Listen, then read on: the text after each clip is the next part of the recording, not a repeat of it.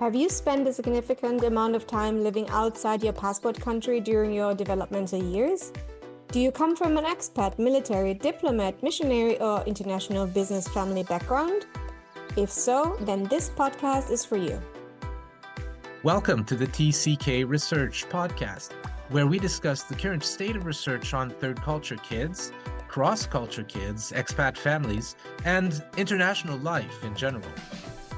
My name is Andrea Schmidt, and I've been an expat for over 30 years, having lived in a total of 9 countries. I'm a coach for TCK girls, and I'm currently completing my master's degree in psychology. And I'm Mathieu Gagnon, an adult third culture kid who grew up in 6 countries until the age of 15. And I'm now a professor of psychology in Ontario, Canada. Every episode, we bring you a fascinating conversation with a leading researcher in the field. If you're listening on YouTube or another platform, please subscribe to our channel. And if you enjoyed this episode, please press the thumbs up or like button, share it on your social media platforms, or send it to a friend. If you'd like to get in touch with us, you can reach us at tckresearchpod@gmail.com. Let's jump right in. Enjoy the podcast. Today's guest is Claire Datoma, Human Capital and Organizational Development Strategist and Master's Candidate in Applied Industrial and Organizational Psychology at George Mason University.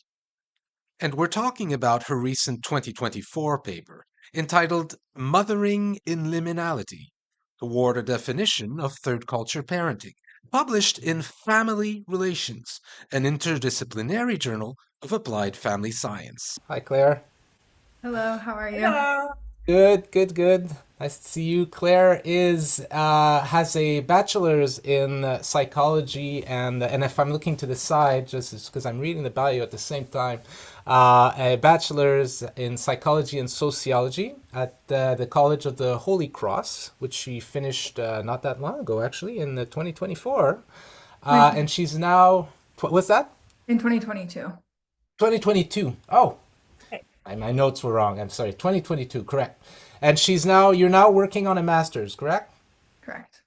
Correct. So on a master's in professional studies in industrial and organizational psychology. Where is this? Is it at George Mason University? Yeah. Very good. And it's good to see a student on the podcast, because not only accomplished professors do great research, students do great research as well. And I hear just to go a bit further in the human side, Claire, we did a little bit of digging, of course.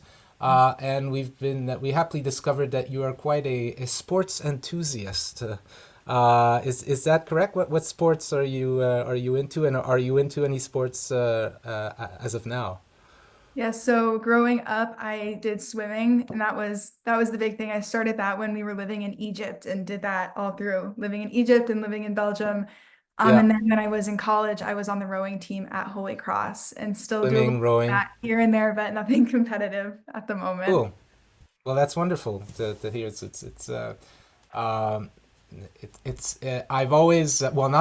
But for a few months now, I've been wanting to do a research project that potentially has to do with the influence of sports on the TCK experience. But we can talk about that later. Reach out to me for that. Yeah, for sure.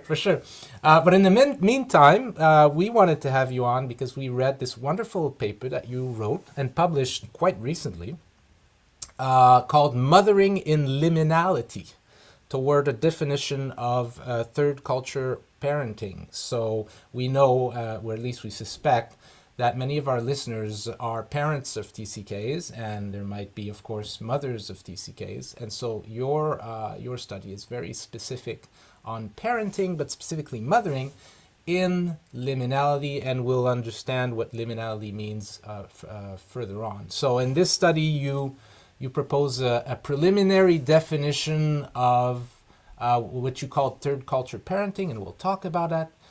From the experience of a sample that you collected of expat mothers who raise their children outside of their passport country. Is there anything that you want to add relating to what I presented you as to the listeners? Is there anything I missed, or did I do it right there? You got it all. Perfect. All right. Well, welcome to the podcast, Claire. We're glad to Thank have you. you on. Welcome, welcome here. Then I come in with our very first question because we, of course, want to know all about your own personal TCK story, the background story that brought you, I think, to work on the study that you Yes. presented. Yeah? Okay, so Yeah. please tell us about yourself. So I'm originally from the Washington, D.C. area, and I grew up in D.C. and in Chicago and Florida, a little bit around the United States. And then when I was 8 years old, we moved to Egypt. So we were there from 2008 until 2012. So that would be third grade through the end of sixth grade for me. And then we were in Belgium for 4 years following that until 2016. And then I came back to the DC area for my final 2 years of high school. But I had those 8 pretty formative years growing up overseas, submerged in that expat community and international world, which was a great experience and has definitely shaped me in a lot of ways. And when I got to college and met Jenny German-Molz, who I know you all are also interviewing for this podcast, she opened my eyes to the mobility studies. And that's when I really got into this area of literature and had a really fun time exploring it, learning more about it, and kind of connecting to this to academia, but on a personal level through this topic, and then continue doing research in it from there. Yeah. Were your parents, were they diplomat, business people? No, business. Business. Yeah. Okay. Okay. All right. So Egypt and Belgium, you said. Mhm. Well, that must have been an interesting first one to land in Egypt after growing up 8 years in the How old were you again when you left the United Yeah, States? I was 8 years old. You were 8, right? And then you land Mhm. in Egypt. Very, very interesting. So, why were you interested in documenting the process of cross-cultural mobility from the perspective of parents or of parenting as a role? Because that's what your study is about. Did you have your own parents in mind when you thought of this research? Was this were you, when you were thinking up of this research, were you kind of being motivated by your own story? What's the link there? Yeah, definitely. So when I started to learn about mobility studies, and we talked a lot about mobile families, and we didn't talk in this initial class that I was taking about third culture kids or expats specifically, but I felt that I could really relate to the literature we were talking about because of some of those experiences that I had. And I could really kind of ask questions and dig deeper into some of the literature. And so I took that class during COVID. So, online learning, the discussion posts were happening all the time. And so I was often using those discussion posts as a way to ask more questions and dig deeper. And so this question that I researched came from a string of different things I had discussed through these discussion posts throughout the class. And in those posts, I kept asking myself, we see this article that's talking about parents of mobile families doing X, Y, and Z for their kids, but how did they know how to do that? Or how did my parents know how to do that? Because then I would, reflect and I'd say, well, my parents did that. How did they know? They didn't have, their parents to ask because their parents didn't have that experience. Their friends from home weren't having those experiences. And so I realized that was likely a theme that a lot of different parents of third culture kids were doing those things, but where did they kind of look to learn to do that? And so I figured that with all those questions I was asking, that there would be an area of research in that. And that's when I really started to dive deeper. Yeah, it's a great idea. And I can tell you that when I read the paper, I was thinking about my mom, like a lot. Like thinking about, right, I always think, well, I'm a third culture kid. Okay, yeah. But you have this great quote, and Andrea, do you mind if I read it? No, go ahead, go ahead. Because I thought, oh, this quote is amazing. I'm kind of cut it a bit, but Yeah. you mentioned that the traditional kind of model of third culture kid, right, assumes, the first culture, which is the culture of the parents, and the second culture, which is the host country culture, and that kind of third in between culture but then you say that it's built on a model in which the child's it's all basically about the child and how the child is in between cultures, but the parents are effectively fixed in place and theoretically sidelined as static representatives of the first culture. And I thought that's right. We had never thought about the parents as maybe they're going through their own thing. And so you say this definition fails to account for the extent to which parents themselves are shaped and transformed by their families' transnational mobility and how they learn to practice a hybrid, paradoxical, and liminal parenting style, which you call third culture parenting. So I thought that quote just blew me away. I was like, you know, when you read a quote, and it's so obvious, but you had never seen it because it was so obvious. You go, oh my goodness, that's right. How could I not see this? You know. So I thought that was brilliant. That's my little parenthèse, as we say in French. My little my Or the little brackets. detour. Yeah. Yeah, Exactly. thank you. I think in the beginning, when I was coming up with this topic, I knew what I wanted to research, and that was the message I was trying to say. And I think I had one page with maybe 20 different questions on it, all, all saying that, but I couldn't figure out how to get it all into one sentence, or how do I wrap Yeah. all this up and tie it together? So there was a lot of refining throughout the process. Yes. Yes. Well, that's writing, eh? You did a wonderful job writing it too. All right, I'm being quiet, Andrea. No, it's okay because your quote ties perfectly into the third question, because that's actually what the third question was about this new concept that you introduce, third culture parenting. You even gave it an acronym, TCP.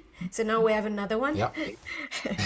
And like Matthew said, you describe it as spatially, temporarily, and socially liminal parenting style.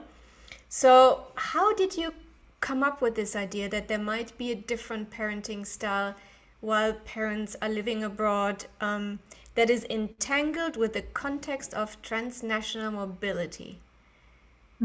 So I think this might be a little bit similar to what I had previously said, but I'll go a little bit deeper. Yep. I think when I first started reading these articles, there was one that I really remember standing out to me by Fabiola Mancinelli, and I referenced this throughout my article, but she talks about how mobile families have to practice home, how it's a symbol, it's something they're practicing and something they're building. It's not just one place. And so she talks about parents as needing to create ontological bridges. So maybe it's objects or routines or these threads of continuity that they need to bring from one place to the next so that their kids can have a sense of belonging and continuity between locations. And so that was what I had read when I first started asking all of those questions, which was, how did my mom know how to do that? How did my mom know how to manage the uncertainty of moving to Egypt when her only experience had been living in Washington, D.C.?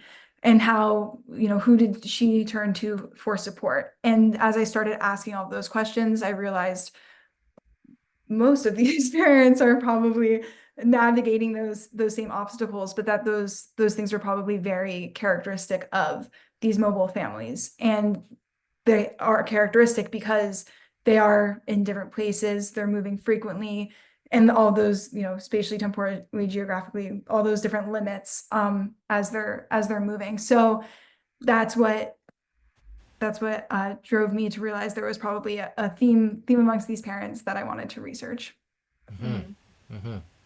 I mean, I don't know why it came to my mind, but the only similarity between Washington, D.C. and Egypt, to me, that's obvious. Isn't there an obelisk in Washington, D.C.?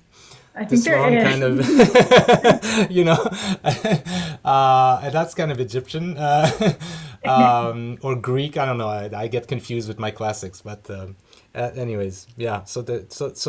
It does beg the question: how did you do it, Mom? And Dad. But of course, your study is specifically on mothers.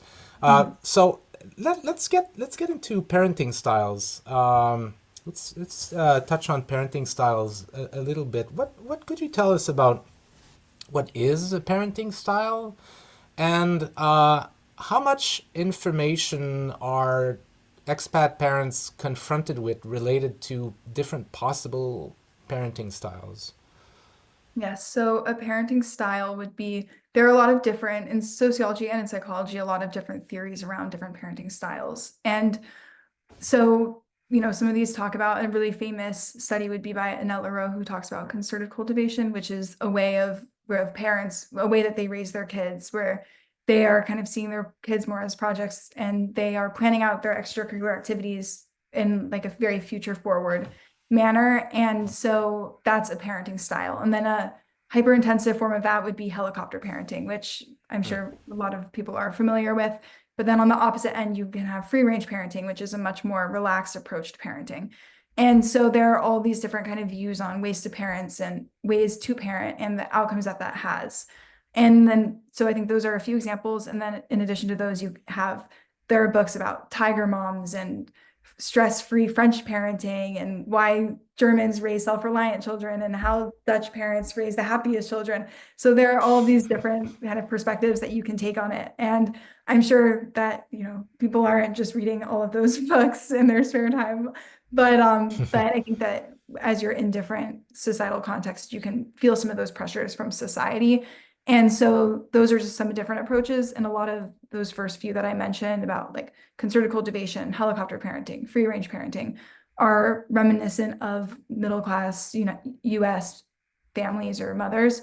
And most participants in this study are, from the US middle class mothers. So we focused a lot on that, on characteristics of those parenting styles, because yes, those are those styles, but now these people are being taken out of the US and they're somewhere else. So kind of how are those styles changing? Because they probably aren't practicing concerted cultivation in the same way that they would be maybe if they were living in Washington, D.C., because there aren't extracurricular activities that their kids can participate in. So now you're not planning out their days like that. So there are just so many different things that change as you move, as the opportunities that you have around you change. So these parents need to adapt with that. Can you, for our listeners, go a bit, just explain what you mean by as a parenting style, not coercive, concerted cultivation?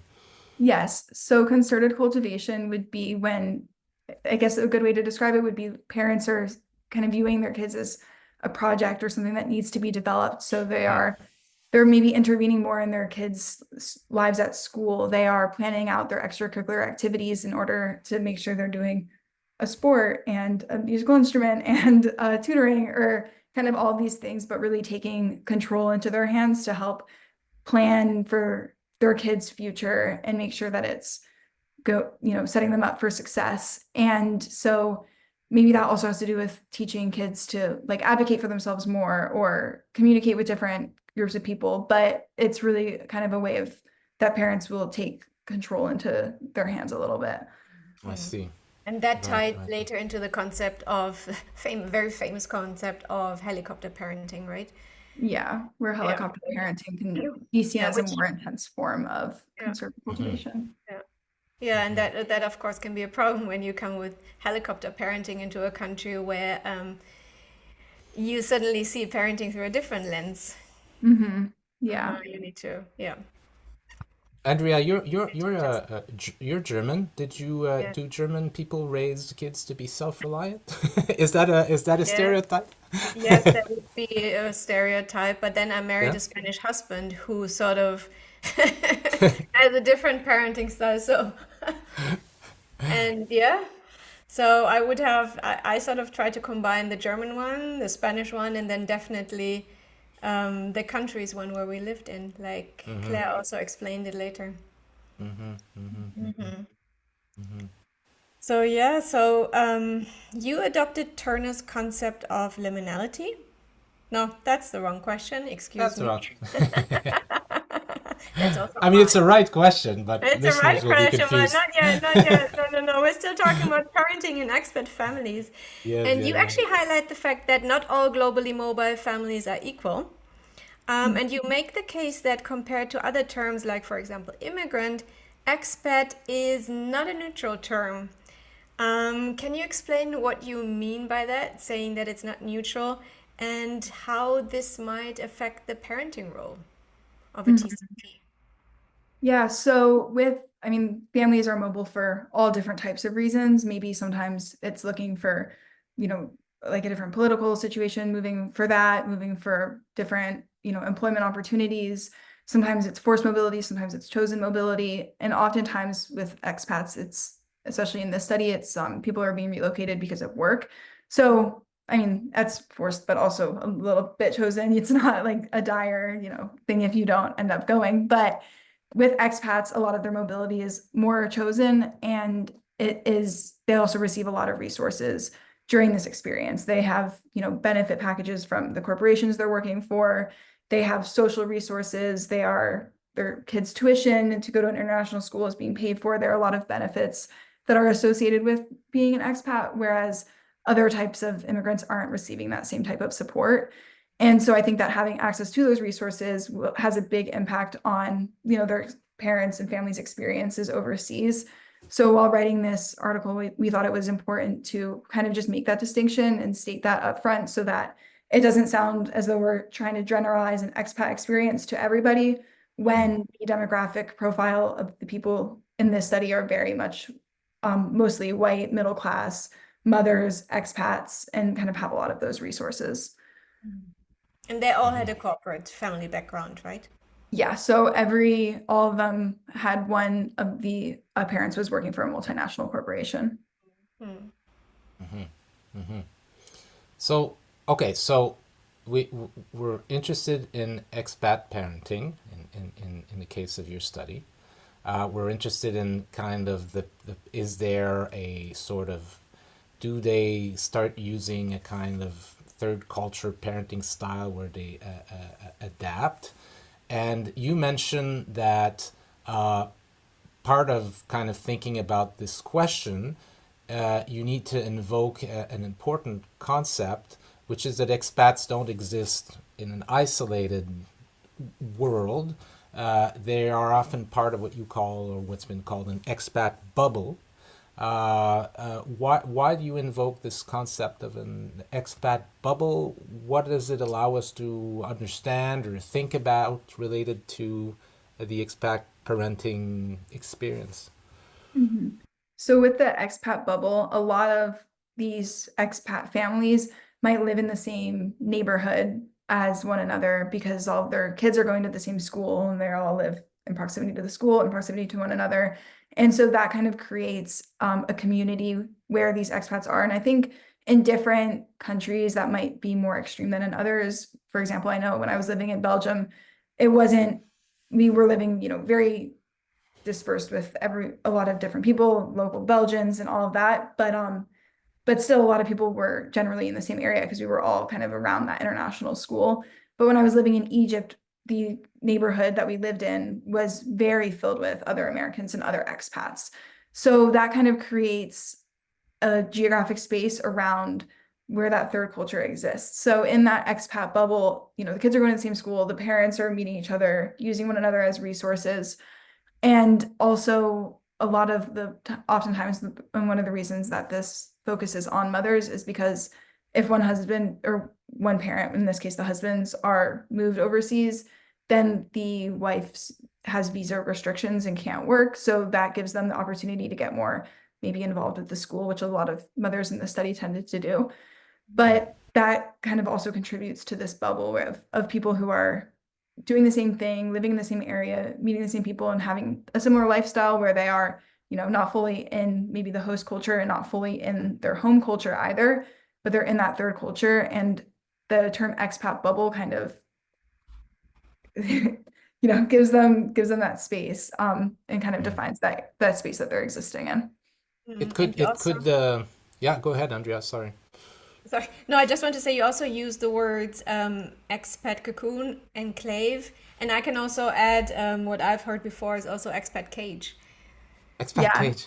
It has also been Interesting. referred to what I mentioned with, the wives oftentimes can't work overseas, so they don't have that visa. Yeah. So that will be called the golden cage, where they are restricted from working, and so they have restrictions, but it's also they're in a privileged position and they're so lucky they're able to do that. So it's a little Yeah. bit of both. Mm, Yeah, yeah, yeah, yeah. yeah. And so I assume that that some of the parenting styles will be kind of emerge from that bubble or that cocoon, right? Well, you kind of see what is she doing with her kids, or what is he doing with his kids, and you kind of get a sense of what other people are doing, right? Is that partly why you were interested in the expat bubble as well? Yes, definitely. So a lot of parents commented when I was interviewing them that they said the first place they would go to understand what was going on in the place they were moving to was the international school. And they would Right. spend time there kind of just watching what are the other parents doing? How are they getting involved in the school? How are they parenting their kids? How are they handling the cultural differences? And that was a resource that they would go to learn and understand. And then a lot often say that once they've gotten their feet on the ground and they're feeling more comfortable in that culture, then maybe they'll branch out and they're not maybe as involved in that expat bubble anymore, and Mm. Mm. they're there for a longer amount of time. They might disperse a little bit, but that does remain kind of a grounding source and resource for parents as they move to new places. Mm-hmm. Mm. Mm-hmm. Andrea, in your experience, were there people that kind of became almost took a leadership role in that welcomed the new expats and kind of told them how parenting would be different and all that in your experience? I think in international schools, because always had this welcoming committee, and Right. I must say it was mostly run by American women, Mm. American moms, very strong. And I remember this one compound when we lived in Shanghai. I mean, don't quote me, but I think 80% or something was Americans living there. Mm-hmm. So a very American expat bubble, which was strange because then some other families decided to go into a more international expat bubble. And Mhm. the American moms were, it always seemed like they knew what they're supposed to be doing. They were always in the welcoming committee, um, which was really interesting for me to see, I must say. Yeah, and that is something that yeah, that's interesting to me as well. I think with my study, and we can get further into this later, but I know that one of the limitations of it is that it is a lot of the demographic profile of the mothers I interviewed was pretty similar, and not completely, but generally it was, and it was also a pretty small sample. So if I were to do this all again and dig more into the concept, I would love to expand that so that it's not only, mainly Americans or Canadian moms that I'm interviewing, but also from, maybe European moms and all different types, and kind of seeing how that experience varies. Yeah. Mm-hmm. Mm-hmm. Yeah, and now I come to the concept of liminality. Started before. Now I can, now is the time. But you describe, oh, and I love this expression so much, the expat families living the betwixt and between Mm-hmm. social roles and geographic. And you especially explain that expat mothers are mothering in liminality. Mhm. And you use the concept of liminality throughout your study. So, what can you tell us more about that? Yes. So the concept of liminality, Victor Turner was one of the earlier people who kind of developed that concept more, but he explains it as being betwixt and between. So you're no longer completely in your previous social status or role, but you're not completely in the other one yet, but you are kind of in that middle area of uncertainty, and you're neither here or there, but yet both. And so we thought that that really applied to expat families. And I mean, the expression third culture kids already really, really has that behind it, where you're not only in your home, having the culture of your home country or the culture of your host country, but you kind of create a third culture that you're living in. And I think within the expat bubble, you see that third culture a lot. And with these parents, they're parenting with some features of, both cultures, and they're creating that third culture for themselves. But within that, it's not all certain or set in stone. It's pretty uncertain, pretty ambiguous. It's kind of a constant push and pull where you're learning and changing boundaries and adapting rules and those things. So we thought that this concept of liminality was a really great way to kind of explain how expat families feel. And interestingly, in another book that I had read when conducting, my literature review, Dana Tanu, I don't know if I'm saying that quite right, but she talks about there being a rhetoric among in international schools where have people belonging nowhere and everywhere at the same time. And so while it's a little bit different, it does still explain that kind of, I'm not here or there, but I'm a little bit suspended between the two. And I also got the feeling, and you also mentioned you're sort of in the realm of moving towards something, but you're not there yet. So it's this being in between, the betwixt, I need to say it again, betwixt and between, like while you're sort of moving towards something, right? Yeah. It's definitely a concept that gets to the heart of the whole expat and third culture experience, right? Just liminality. I'm not from here, but I'm not from there, and I'm only currently here. Yeah. You know? And if you don't know what liminality is, look it up. Yeah. And I know think, how I feel. yeah, I think for a lot of expat families as well, I mean, some people will maybe move overseas and be there for 25 years. And maybe at that point they're like, oh no, I'm here now. I'm not in liminality. But oftentimes, and especially with, the mothers I interviewed in this study, they're moving every 2 years, every 4 years. I think the longest place someone was in a location was 6 years, maybe a little bit longer, but that was one person, so there's definitely a fast turnover, which I think also really contributes to feeling like you're kind of constantly in that liminal space. Yeah, I would agree.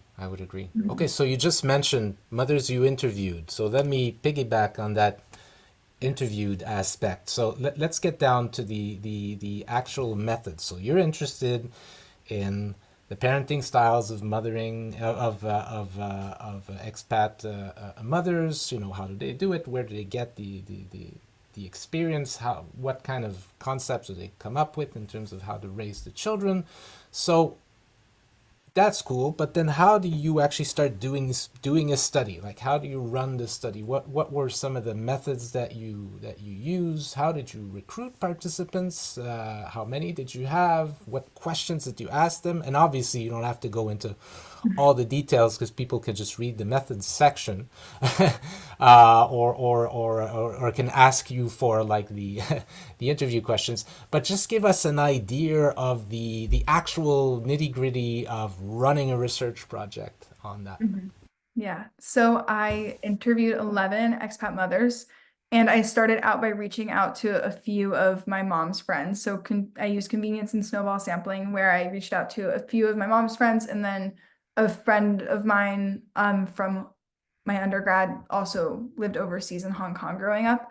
So then I reached out to her mom, and then they both, reached out to some of their other friends and their other friends. And then I was able to kind of create a web through people that I interviewed, which I think was good, so that not everybody was connected. So for that reason, I ended up with 11 expat mothers who lived in a total of 17 different countries through their time being expats. There was overlap with 6 people living in Hong Kong, 3 people had lived in Egypt, and then 2 people had lived in Belgium, and 2 had lived in China as well. But then there were a number of other countries these parents had also lived, but that's where the overlap existed. And some of it wasn't with people that I thought would overlap, which was interesting.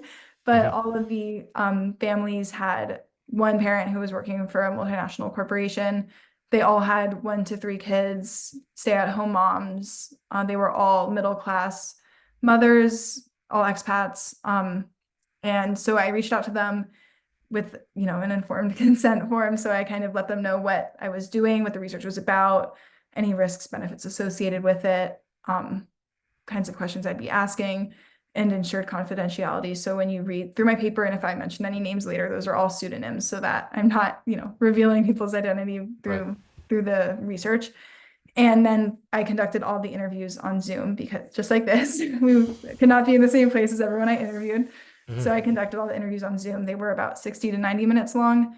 They were all in English. And I asked a number of questions. I had a set, of questions that I would start with, kind of trying to understand, where did you live? Were there differences? Like, what kind of differences did you see in the culture when you first got there? How were those differences seen in an international school? Did you see your parenting style changing at all? What were those changes? But really, I tried to listen to the stories they were telling me and then dig deeper into those stories. So these really went in depth, not just in terms of the questions that I was initially asking, but kind of into the stories and what they were telling me. So they did take a little bit of their own journey with each interview, depending on what the information I was receiving. And I think, I know also one of your criteria was that that they lived in a place for longer than 2 years, right? Yeah, So, that was yeah. another one. They were overseas, with their family for at least 2 years. Yeah, because you mentioned before the timeline aspect is also a very important one.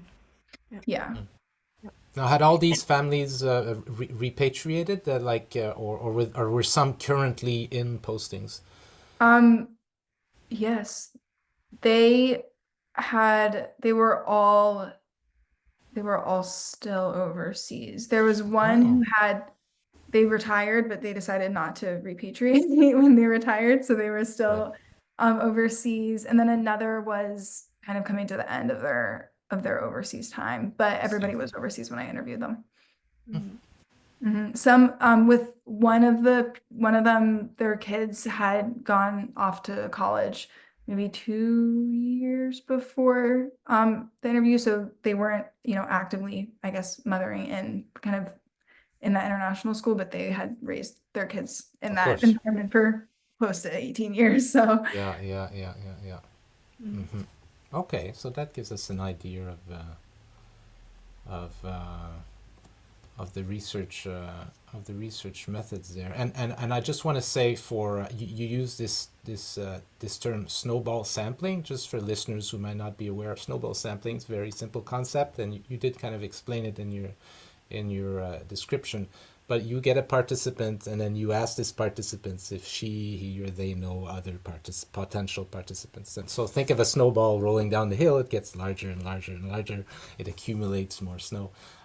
Just a little Mathieu's Daily Research Methods course on the TCK podcast. I'm actually teaching a Research Methods 1 course in the fall, so I have that in my mind right now. You have that head on. You have your professor's head on. Nice. Yeah. Do we want to talk more, Andrea, about this? Yes. Yeah. Go ahead. Yes. Because I know that you also mentioned that you used an inductive qualitative approach informed by grounded theory techniques. Can you explain that a little bit further? yeah, so grounded theory is a qualitative research approach. So for me, that would be doing the interviews and having, instead of doing, surveys or a quantitative kind of component to it, it was all through those verbal interactions with the participants. And then as part of that qualitative approach, I also used memo writing and coding throughout the interview process. Would you like me to speak more about those now? Yeah, That please would do. have been my follow-up question. Okay, perfect.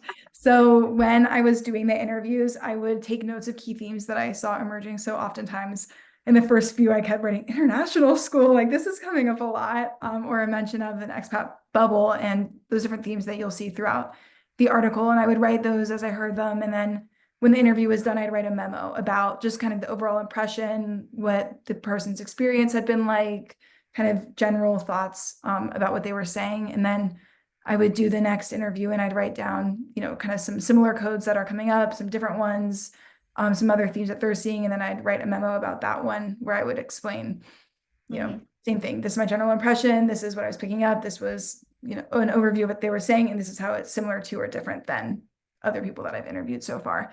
So doing that helped me kind of build out a pool of themes throughout the interview process. So I ended up with 44 different themes that I coded the transcripts for. So that was a big task.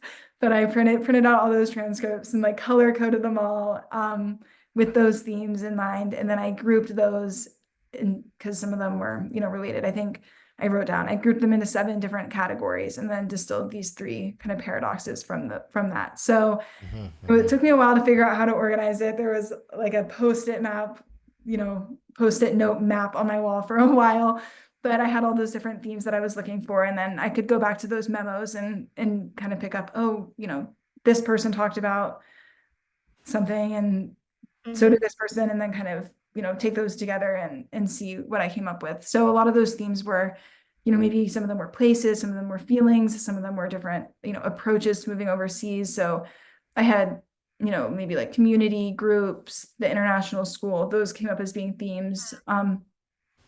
Parents, like a willingness to be adaptable and open-minded, those were themes. How much they kind of met and interacted, got involved with the kids' school, that kind of became a theme in there. There were a lot. I could pull up the list, but yeah, that was the approach that I took to analyzing those interviews. Yeah. Now, when you just for my own kind of curiosity as a when you do qualitative research and you do an interview, and then you kind of write up a memo about it, or you kind of make themes emerge from that. Do you need to go back to the person after and said, hey, I understood this from what you said to me. Is that what you meant? Did I correctly describe your reality, or is it assumed that you don't need to go back because what's important is what you understood? Well, I didn't try to, change any of the stories they were telling me. I really tried to take those for what they were. And a part of the interview process, I was definitely me, like clarifying their stories and asking for Right. further information. And what I really liked about doing this type of interview process was that I wasn't just sticking to, here's my question, and now this is the next, now this is the next. And Yeah. I think if I took a more regimented approach like that, it would have been probably easier for me to maybe misinterpret something that I was being told or take something out of context. But because I allowed myself to kind of follow the path of what the participant was talking about, that helped me to really clarify, okay, so, this is what I'm hearing, and now I have another question about it. And so I think with that, I was able to clarify my stories and make sure I wasn't taking anything out of context. I see. So it's during the conversation. Yeah, that makes sense. Exactly. Yeah. Yeah. Okay. Interesting. So 44-ish kind of Pro- themes that popped out, which you distill into like around 7 or something, and then you go, I can probably distill those furthermore into 3 paradoxes.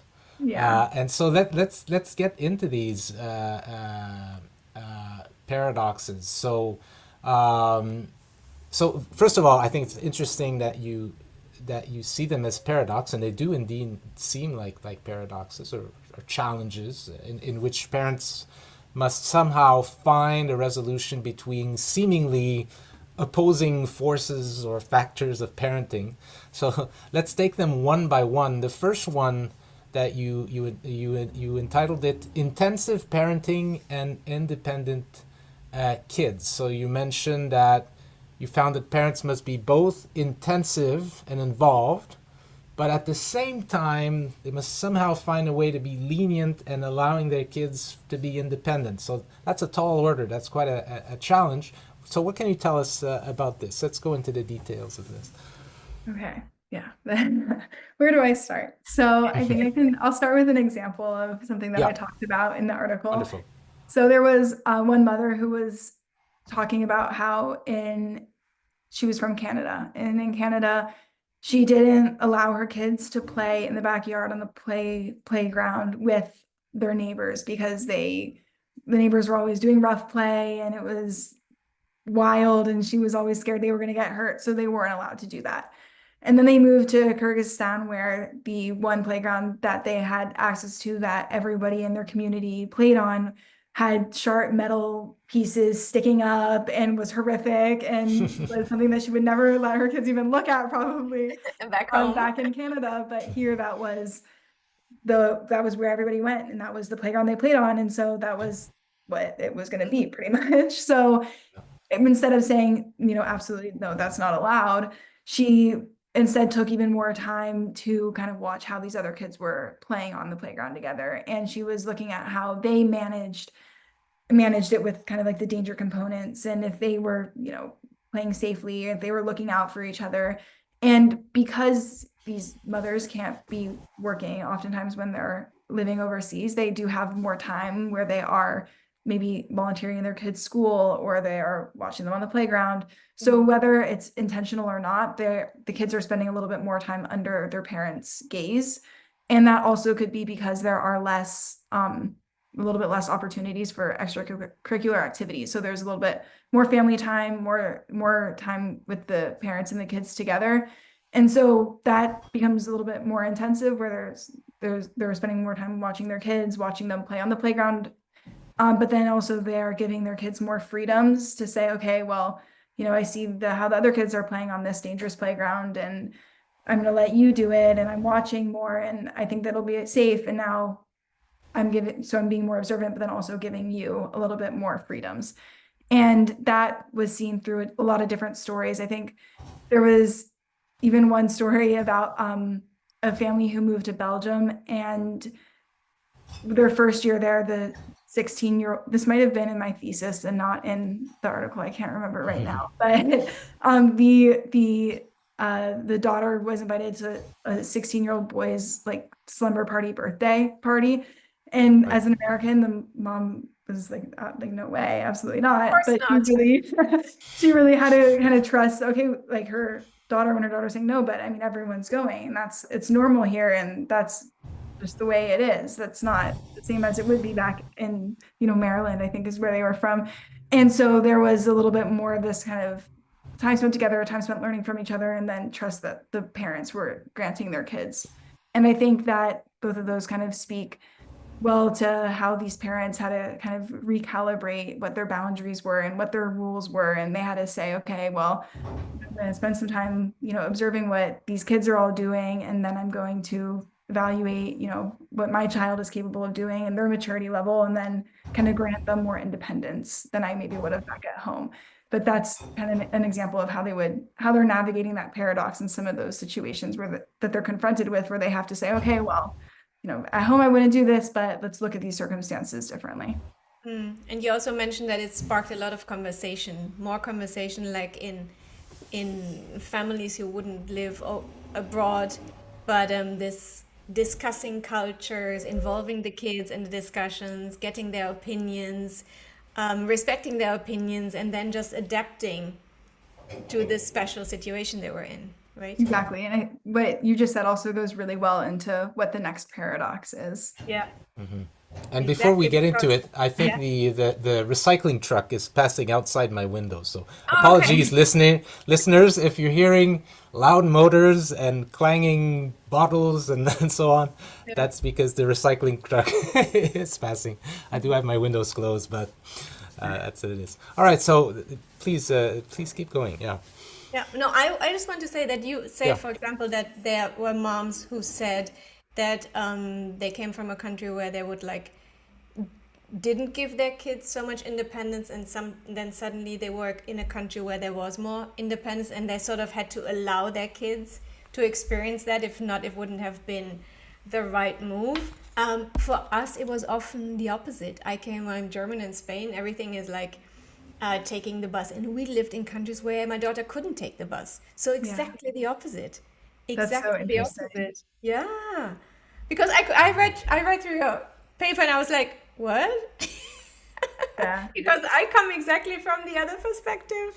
That's so interesting. Yeah, I guess good thing it's a paradox. I guess you can look at it anyway. It's another paradox. That's why we need more more diverse profile the next time we do this study. Yeah, and to add a level for my parents, so when I lived in Côte d'Ivoire, Ivory Coast, and Haiti, we would have been in that situation where I couldn't even get out of the house without a guard. But then we moved to Switzerland, where I was able to leave all day and just come back because completely safe in Bern, So my mom it must have been hard at the beginning for my mom to go, well, he can now just leave and come back for supper, and it's like, where is he? I don't know. So it's really interesting, right? Because not all postings are in similar cultures necessarily. And so parents might have to go back and forth, and the parenting style that you develop in one might not necessarily, the way you resolve the paradox in one might not necessarily work in another country. Yeah, like one paradox in one country is not the same paradox in the other one. Yes. At least the mechanics of it, Yeah, and I think I had a similar experience where I was living in Egypt during the Arab Spring and after the Arab Spring. So there was a lot of a lot of security after that.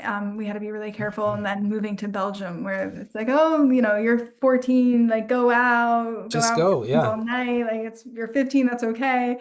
Coming from Yes. Egypt, it's a really big transition. And I think with what that paradox is, like being, understanding your rules and then being more adaptable and being more observant and granting more freedom, really, it just shows how that's a constant process. I think that parents are navigating, especially Yes. not only in one location, but then as they move to another.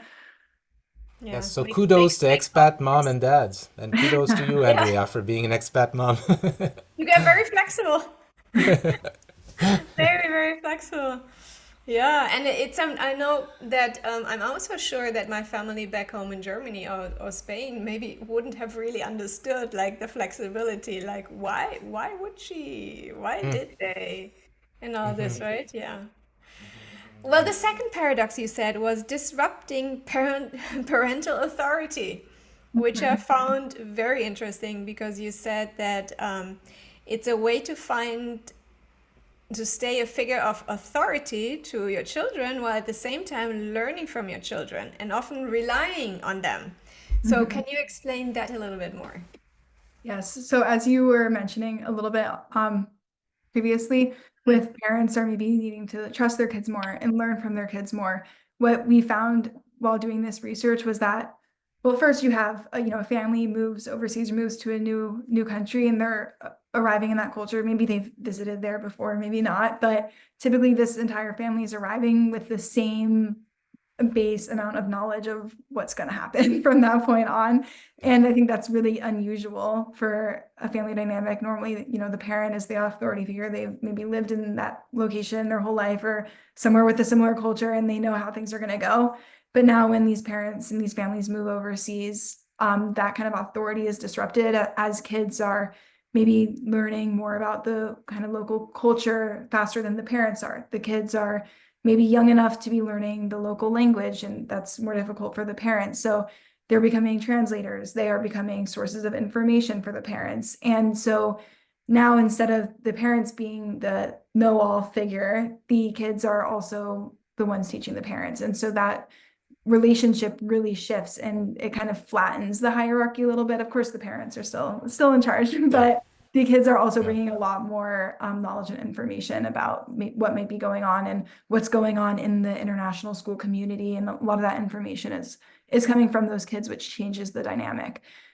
So a few examples, I guess I could talk about of that would be one mother talked about living in Hong Kong. She said that when she was there, they got there, she didn't know anything. And so the first summer they were there, her and her son every day would just get on the bus and they would just go wherever the bus was going, and they'd hop off and they'd explore all day. And then they'd get back on, they'd go to the next place. And so while it's a kind of a smaller example, it just demonstrates, neither of them knew what was going to happen that day or what they were going to find, but they went and they learned together. And so that process is now happening alongside one another. And another example would be with this one mother was talking about how her kids learned Russian really quickly when they were in elementary school, and they were going to a school that was speaking Russian. And so then her kids became translators for her, and they're translating adult, conversations, whatever that may be, when they're in elementary school. And they are also facilitating the parent-teacher conferences, which I think is hysterical. But they had to be, Classic. but they had to be, independent learners from such a young age because their parents couldn't help them with their homework. They had to advocate for themselves in elementary school, and then, be their own problem solvers. Their parents didn't even understand their conversations they were having with their friends. And then even in later years, another mother was talking about how, she wanted her daughter to tell her what was going on in the international school community and what the norms were. And so in order for her daughter to trust her and want to talk to her about, what the culture was like in that international school community, she had to be, open-minded, and she had to really establish trust with her daughter in order to have that conversation. And I think once again, that's pretty unique because not all these, parents have resources where they can lean on or say, oh, well, this is how it is. I know I've lived here my whole life, but they have to learn what that community is like, and they have to learn it through their kids. So it really changes that relationship a little bit. And then those parents are, as the paradox states, learning with their kids, still authority figures, but also learning with their kids and kind of navigating that new family dynamic. It's this in being inexperienced together, right? Because there's lots of, I remember for us it was lots of I don't know. Like honestly, I don't know. I don't know either. Yeah. Yeah. Yeah, definitely. Yeah, and I imagine that must come on a spectrum, kind of, where and there might be some cases where it gets in the problematic ring, where I can expect some children to quite young having to basically, like, if I don't help mom or dad with this, we're kind of screwed. So I can imagine it for some, it could be a source of stress even, or a source of aggravation for young kids and for some it might actually be a source of opportunity. Yes, mom, the teacher says I'm doing great in math. Well, that's not what her non-verbal facial expression says, but okay. Yeah, no, I think it's Yeah. definitely a really interesting paradox and kind of different situation that parents would be navigating. Yeah. And Now not this and not yeah. necessarily someone you want to be in as a parent, right? Yeah, In no, a I think it would be daunting. very Yeah. daunting at times. Yeah. Yeah. This one particularly, I was wondering, your move in Egypt, let's say, was there a time where you think you had some grasp on Egyptian culture, or maybe language or ways of being that you think your parents didn't necessarily have yet, or that how do you see your experience relating to this particular one? So in Egypt, I was a little bit younger. I would say Yeah. that I could get by a little bit with the Arabic, so I would help a little bit in Really? that way, but not in a huge way where I was Yeah. being like a complete interpreter, but I could help a little bit in that way. And I think what is really interesting about this one for me is that so yeah, there are kind of those changing dynamics, but then also my mom would always ask me when we were living in Egypt and something would happen, she would be like, "Is this normal for you?" And Oh, yeah. interesting. Well, there it I'm is, like, right? yeah, of course. Like, what She's else asking you. what else would be going on? And she'd be like, huh. So I think that while Interesting. I look back on Egypt, I'm like, oh, I don't know. I was a little bit of an interpreter and maybe knew the culture a little bit better, but it might not even be that as much as it was just, to me, that was all I really felt like I knew, and that it Sure. was just Yeah. normal to me. Whereas my mom was kind of maybe going through a process of trying to like adapt to it and understand it and wrap her head around this new culture. Whereas I was just like, yeah, and of course this is the Yeah. way it is. Yeah. She was interacting with it as an adult, and you were interacting with it as a child, right? Yeah. Just want to Yeah. say it's And then I different think, levels, right? Yeah. Yeah. I think for this one, my mom, if she were to come down here, she'd have a lot to say on it when when we were living in Belgium, because I was a little bit older then, and a lot of my friends were European, not necessarily from Belgium, but just various other places. And so when I would be, 15, and my friends' parents would be like, "Oh, you guys should all, come over, and you can go out to the bars and the clubs, and then just like come back whenever and spend the night here." And my mom would be like, "You're doing what?" Like, so-and-so's mom said it's fine. Like, that's the plan for the night. And she's like, Yeah. absolutely not. But I'm like, no, that's what everyone does. That's like, I don't know, Yeah. you're 15 and you live in Belgium, or you're 16. That's kind of just When in Belgium. so I think so that was an example where I had to say, I mean, no, this is the norm and we're safe and this and that, but that was Yeah, definitely very different than the way that she was raised or the culture she was used to in the United States. And she had to kind of trust what I was saying about, like, this is the norm and we're responsible and all that kind of stuff. And then to grant me those freedoms, because that's what all of my friends were doing. And she didn't want me to miss out that too much. Yeah. And that just brings the sentence, everybody, but everybody does it to a whole different level, right? Yeah, where it's it's not just, oh, everybody's doing it, but it's, I mean, no, this is the culture here. And Yeah, this is, exactly. I mean, so And it's not an excuse. You don't use it as an excuse. It's just like, that's the way it is here. Like, really. Yeah. And again, kudos to expat moms and your mom, to which we say hello. because I imagine some moms could say, I don't care that it's the culture here. Yeah.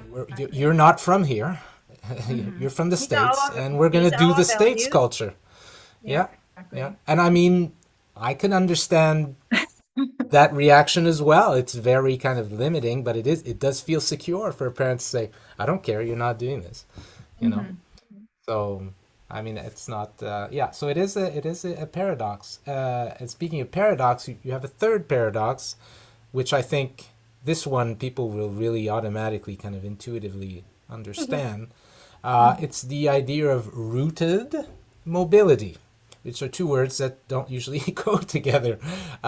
So this paradox basically shows up in the way that mothers must find a way to establish a sense of grounding and rooting and rootedness in their children, but they have to do so on the move. So I like to imagine a plant that's trying to grow roots while the soil is constantly being shoved under it. So what can you tell us about this particular juicy paradox? Yeah, so a lot of parents in this study were trying to create a sense of rootedness for their kids by, decorating the house in the same way or doing the same routine. I think some parents were saying they would serve, make a lot of comfort food or food from their home country. They would do the same holiday trips every year to have a sense of continuity. Maybe that's a holiday trip where they go home to their home country. So kind of have that constant thread in there. And other parents even discuss doing things like arranging for Halloween trick-or-treating in their high-rise apartment building in Hong Kong so that their kids could experience having that same American kind of holiday while they were overseas.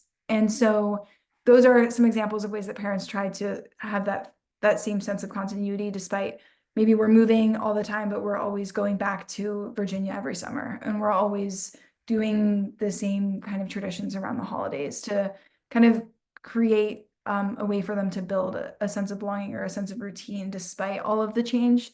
And so interestingly, a lot of parents talked about, I mean, whether or not they realized it, that they were doing that and that, but that maybe they weren't successful at it. Not to say that their kids didn't have a sense of belonging, but they thought that they were, establishing that by going home every summer. Oh yeah, one mother said they would, try and do that by going to the same place every summer. But of her two kids, one of them considers that place they went every summer Right. home, and the Yeah. other one doesn't. And so Yeah. it's, is it going to be effective in the way you think it is or not? They Right. don't know, but they would kind of try and establish that as they throughout their moves. But interestingly, and something that also kind of came up in the other two paradoxes was that there are, more opportunities for parents to be more maybe observant of their kids because they're not doing as many extracurricular activities, they're spending more time together. Parents maybe are trusting and adapting their rules for their kids more because they're, having more conversations, spending more time together, kind of building that relationship in another way. And there is a really big focus on that immediate nuclear family when parents are living overseas. Some parents were talking about that in terms of saying, my family is the only kind of group of 4 or 5 of us that have had all the same experiences because we've moved so much. And some scholars even refer to kind of these mobile families as being like the ultimate nuclear family, where they are so close and they're so united around some really some really specific experiences that only they've had.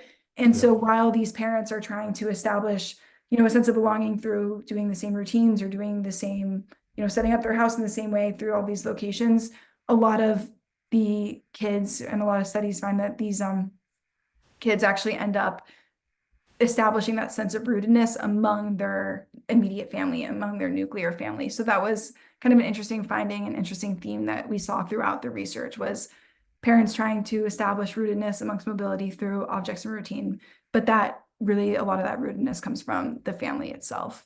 The family itself, Yeah, right? you actually Because that's said the that. one constant, right? Exactly. Yeah. Yeah, and you mentioned here's one participant saying that she tried to help the children find a sense of belonging, mobility by encouraging them to adopt a home is where we are mindset. And I think, yeah, Same for Yeah. us as a family. Yeah. Mhm. Yeah. So these were the three paradoxes you found. Was there anything unexpected that you discovered in your study? I think what was really interesting to me was how big of a role the international school played in parents, adapting to the new culture for the entire family, not just the kids, but also the parents, and also the parents' ability to kind of be so open-minded and adaptable as they were moving. I think that navigating these different paradoxes, especially, doing that continuously move after move, would be a pretty tiring of a challenge for a lot of parents to have to face. And I think also that, when you're confronted with a lot of uncertainty, people tend to, hold on very tightly to what they know Yeah. and what they believe to be true. But in this situation, I found that a lot of the parents were being, as I said, so open-minded, so adaptable, and really constantly practicing that within their family life. And I think that was really impressive to see as a common thread throughout the interviews. I would be I would hate to think that that flexibility could, when the parent goes back home, be seen by monoplace parents as a negative thing or something to be blamed for. You allowed your children to do what? I hope that not a lot of mothers are going through, or even in their own families, where a sister can go, you allowed your kids to do what when you were in Kyrgyzstan? Or, you know, do you have any insight maybe, or just thoughts about that? Or?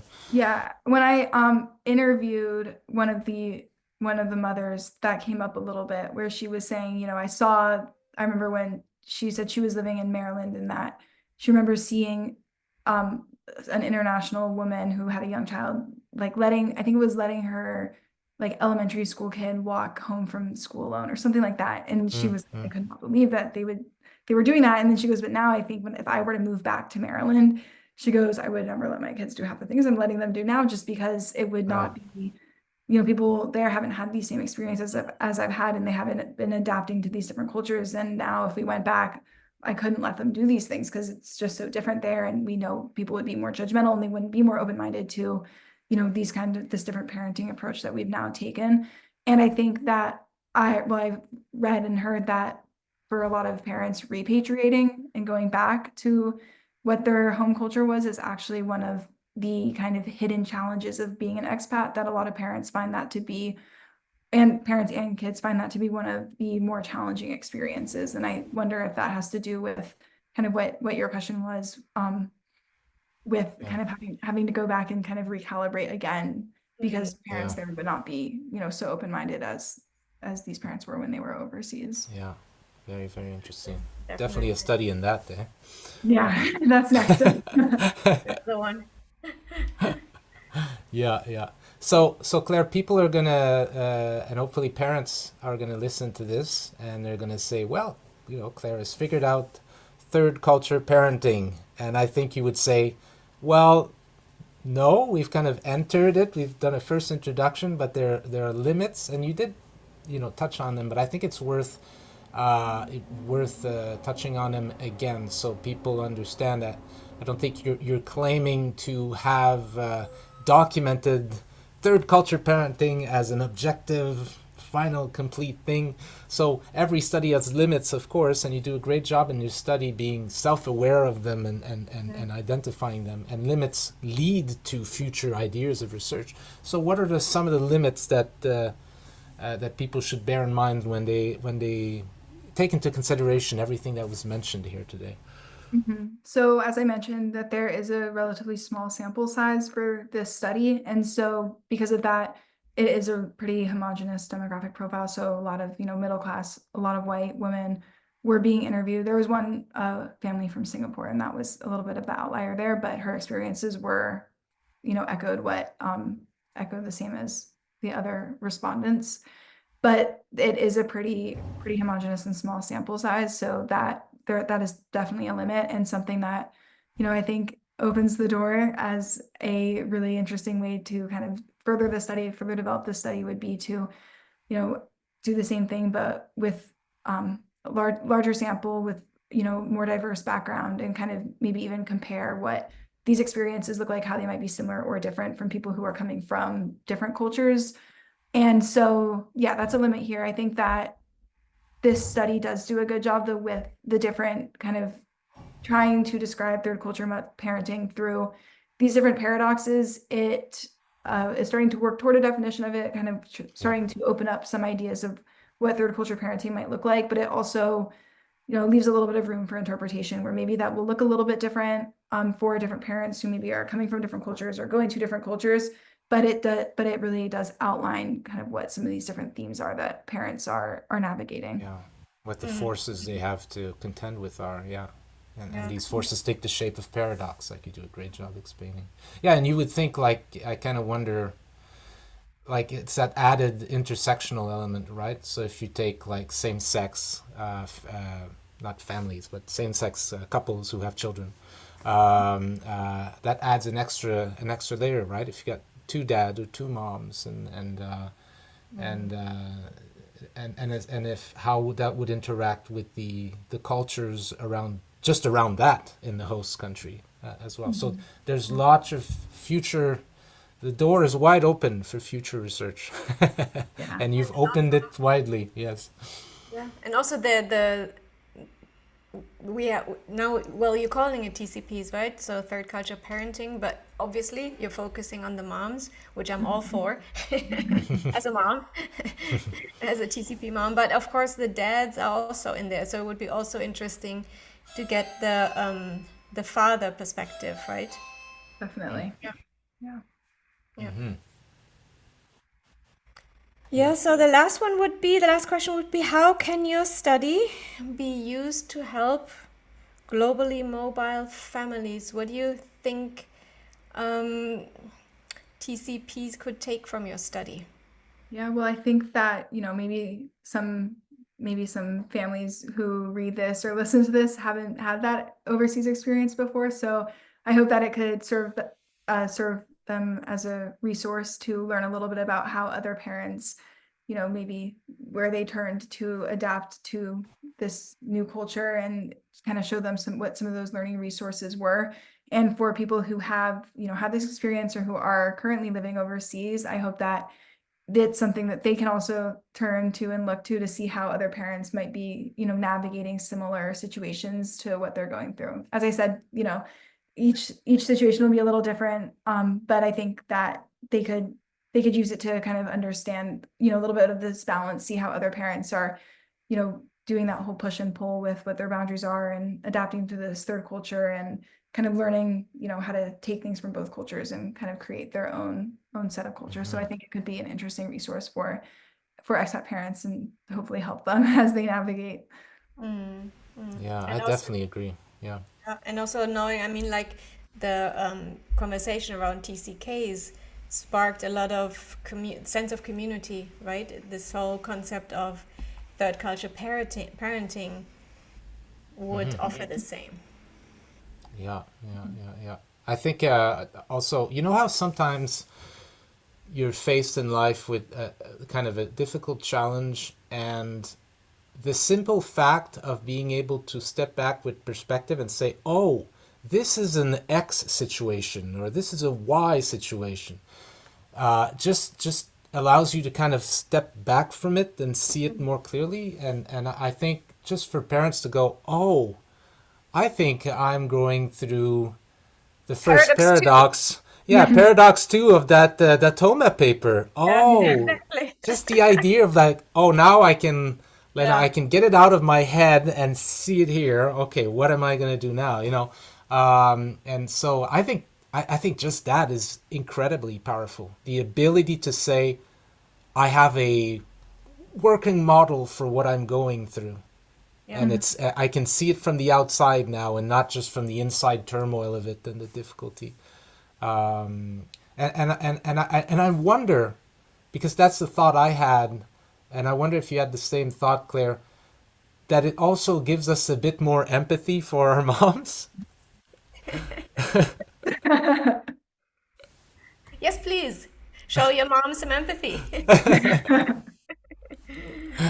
Yeah, I think, well, firstly, that was very well said with how, it gives those mothers a little bit of perspective, and then help them orient. But yes, I definitely agree with that empathy point. After when so as you said, when started just reading more about third culture kids and you could relate to a lot of the content, when I was doing all of the literature reviews and reading all these different books and everything, I spent one summer, it was that I was just reading.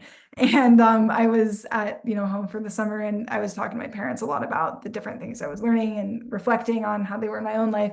And it sparked a lot of really fun conversation. And then I went back to school and I worked on, the thesis version of this paper. And when I came home, I presented my, final presentation of it to my parents, and my mom How was like cool. in awe by, she's like, How that's wonderful. everything. Because I didn't interview, my own mom. Of course, I saw the similarities to what people were saying in, what I assumed her experiences were, but yeah, so when I came home and presented it to her, she was like, how did you, put all those thoughts together? That's exactly, what I was thinking or feeling. So it was really cool to kind of bring all that back together in the end. And it was interesting to see this whole experience through her perspective while I was writing the paper as well. Yeah, that's cool. That's beautiful. I would say that's a beautiful note on which to end the podcast, actually. Unless there's something else, Andrea, that you wanna. Because I mean, Andrea, you are the expat mom here. I could be So one of those moms. Yes, definitely. yeah, were some emotions popping up when you were reading that paper? Definitely, definitely. Yeah, And I appreciated also a lot, Claire, that you dedicated a little paragraph to trailing spouses, moms who grew up in a certain area where it was just like there were no work permits. We were accompanying spouses. The work permit was given to the husband, and you just had to, if you didn't want to get the divorce, you had you had to go. you went along. Sorry to say it like that, but yeah, Yeah, there was I no mean, digital age whatsoever. No. And yeah, you got involved in international schools because that was your hub to meet people, to find, like I said, all these American moms who welcomed you with open arms and showed you the right direction, took you by the hand, organized newcomer clubs and welcome morning coffee mornings. Yeah, I mean, you described it very well, I Thank must you. say. yeah, good job. Now I have to ask you. You're currently doing your master's in industrial organizational psychology. Do you have a TCP or TCK or expat bent in what you're doing there, or is this completely different?